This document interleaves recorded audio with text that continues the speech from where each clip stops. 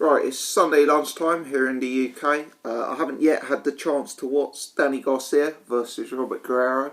I'm going to try and watch that this evening or tomorrow morning. Unfortunately, it's been a bit of a busy day with regard to family and stuff, so I haven't yet been able to catch up on that. Before anyone points it out in the comments, I am aware that I got the prediction wrong for that fight and that Danny Garcia won the fight on points in what was seemingly quite a competitive matchup. As opposed to the knockout video, the knockout that I predicted in my pre-fight analysis.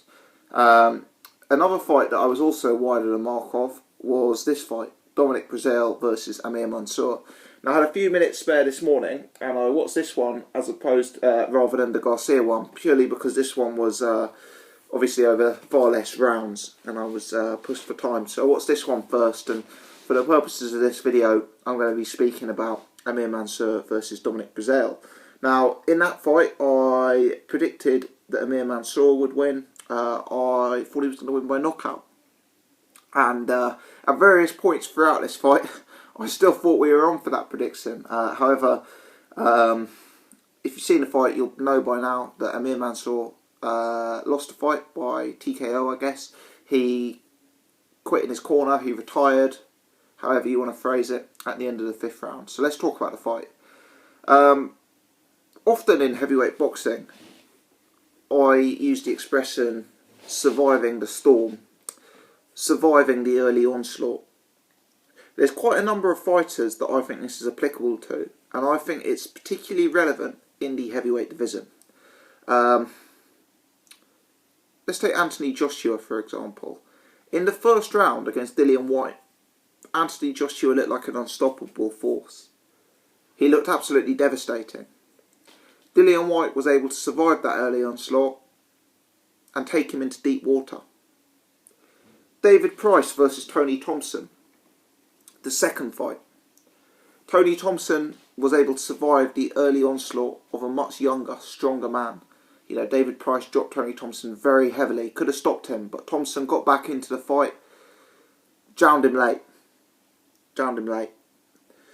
There are also times, however, where the person who has that early onslaught is able to carry that onslaught on for several rounds and therefore remain victorious.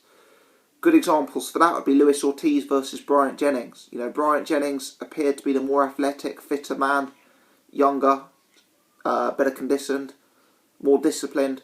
You know, Bryant Jennings to me was en route to surviving Ortiz's onslaught, but just on the cusp of Ortiz being worn out, Ortiz found enough to stop him.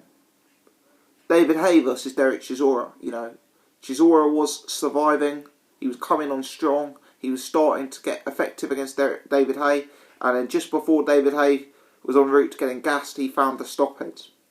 You know, what I'm getting at is that when a fighter has a very, very strong early onslaught and comes out of the traps throwing, it can go one of two ways. And often, it becomes a simpler task to defeat a fighter when they fight in this manner. You know, it's a simple case of staying alive and drowning them late. You know, this is why I am confident that Tyson Fury beats Luis Ortiz with such ease, you know. I just think that Tyson Fury will move, will frustrate. I think rounds 8, 9, 10, Luis Ortiz will be blowing, and I think Tyson Fury will basically be able to use him as target practice. I don't think Ortiz is a 12-round fighter at this level.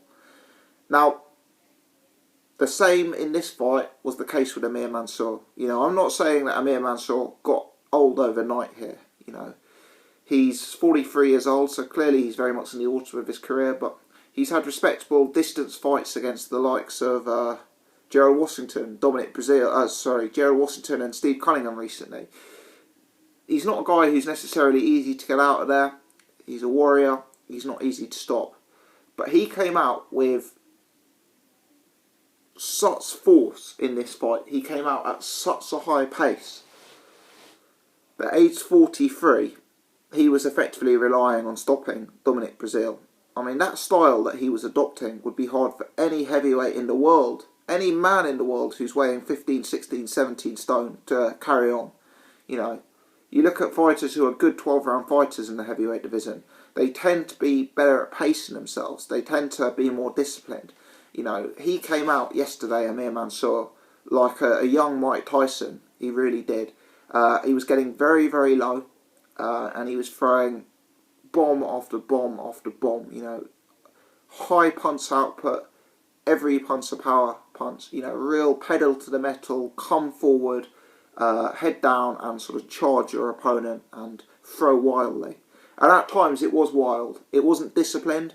It was inaccurate at times. But Amir Mansour remains an entertaining fighter, and he put in a real strong effort here. You know, throwing wildly.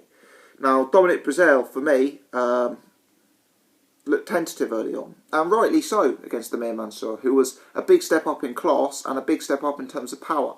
And for me, Amir Mansour was winning the rounds. You know, he was well ahead going into the 5th round, because for me, he was really the one pushing the pace. He was the one having the more output, and he was the one throwing the more dangerous punches. Dominic Breazeale, tall guy, amateur pedigree, Olympian, huge height and reach advantage. He didn't do the best job of keeping Mansour off him. You know, I think if you're a tall guy like that, one of the things you need is a strong, powerful ramrod jab. And I didn't see any evidence of that yesterday for Breazeale. I thought his long punches, his long 1-2 were so-so, you know, kind of lacking in power. A bit flicky at times rather than thrown with real intention. I didn't feel he was overly accurate with the jab. You know, I felt that Amir Mansour was, with him getting low and being a southpaw and being a more awkward type, I thought he turned Breazeale into a sort of low output and inaccurate fighter. But for me, this fight simply boiled down to the fact that Amir Mansour punched himself out, you know, and left himself very vulnerable. Amir Mansour, never been a defensive wizard. But what happened here was he dropped Breazeale very hard in the 3rd round with a hook. And to be fair to Breazeale, he showed good heart, good determination, and something of punch resistance to get back up and into the fight. Because Amir Mansour can really punch. And that was a big punch he caught Breazeale with.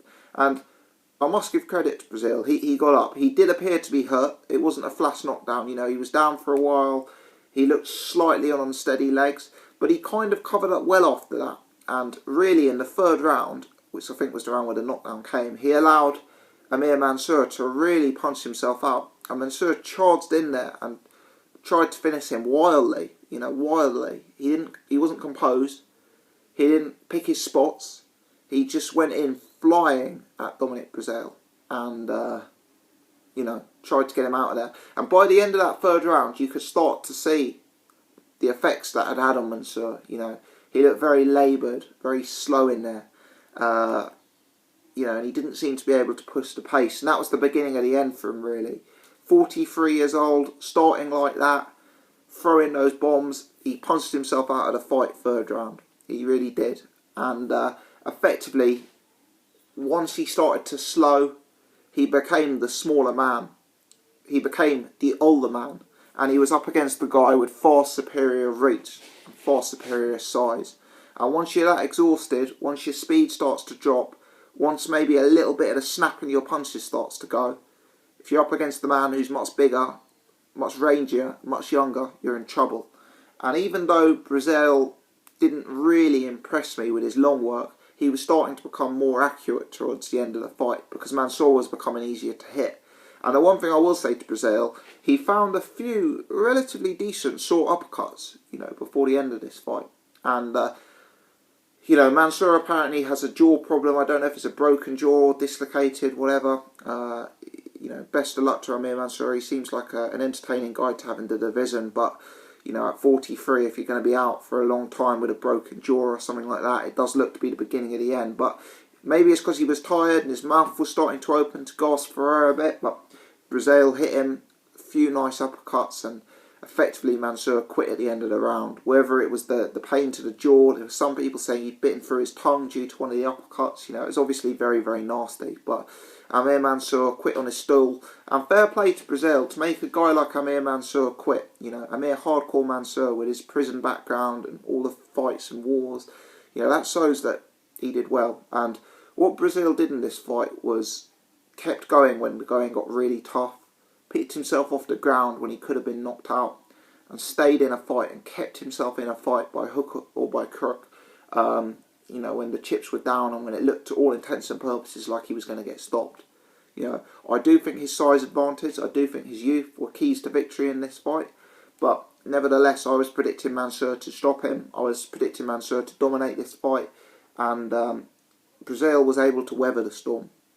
Breazeale was able to come through it and, you know, use that superior size and use that youth to his advantage. So credit must go to him for that. He's obviously a tough guy himself. He's clearly very big. And, you know, he's got a few different punches. Obviously, people think tall fighter, he's going to be long. You know, he started slipping in a bit of an uppercut inside. You know, he's not terrible, Breazeale. He isn't. Having said that, in terms of where he goes from here, it's hard to overly be impressed with a tall guy. You know, for me, he looked a bit wooden. People say Charles Martin is a bit slow, a bit upright, a bit wooden. Well, if Charles Martin is that, this guy is, you know, next level. I actually don't think he's the biggest puncher. I know he stopped Mansour, but appearances can be deceptive. I don't think he's the biggest puncher. And I think if Mansour had been a bit more composed, a bit less relaxing, I think he could have got Breazeale out of there. You know, Breazeale was just able to drown Mansour, who punched himself out effectively. But I think if you had a composed chess player who could get inside that jab, and let's be honest, it's not hard to get inside that jab. It's slow, it's not overly hard, you know, and work that body and start putting the punches inside. I think Breazeale could still easily be beaten. You know, clearly he's a solid operator, but right now, even the shorter guys, Derek Chisora, maybe an Arthur Spilker, you know, these kind of guys can take him out. Don't be surprised if, you know, he's a PBC fighter, Breazeale. Don't be surprised if he's used as a voluntary defence for a Charles Martin or a Deontay Wilder. You know, give one of those guys experience of facing a very, very tall opponent. For me, Breazeale would be a good name to do that against. He's unbeaten, he's an Olympian, he's been on PBC, but for me, he doesn't carry much power, he's not much of a risk. For me, he's beatable, Breazeale. He's beatable, and I don't really think he's going to go much further than beating Amir Mansour. I just think he's too defensively open and doesn't carry enough offensive threat. And I just think for a tall guy, he needs to have more of a jab, a bit more speed and snap than he's actually got. So I think this will be the peak of his career, beating Amir Mansour. However, I have to give him credit because I did not think that he'd get the job done today. You know, so fair play to him. Amir Mansour is a very good guy to have on his resume. And he's the first guy to ever stop Amir Mansour. You know, I just think that for Breazeale, he's so close to being found out by last night that if he steps up in class even another 5%, he's going to get done. So I think the way to manage him is to keep his unbeaten record and try and position him for a big money title shot and, you know, give him a chance. This is heavyweight boxing. Who knows what's going to happen? But I think if he goes down the learning fight routes of fighting the Tony Thompsons and the Derek Chisoras or the Arthur Spilkers, I think he's going to get found out. Let me know your thoughts on this. How do you rate Dominic Breazeale? Is it the end of time for Amir Mansour's boxing career? You know, if he's going to be out of the ring for a long time at his age, could prove fatal to his future aspirations. Let me know your thoughts on this fight. How did you see it? If you enjoyed this video, please give me the thumbs up. I'd appreciate it.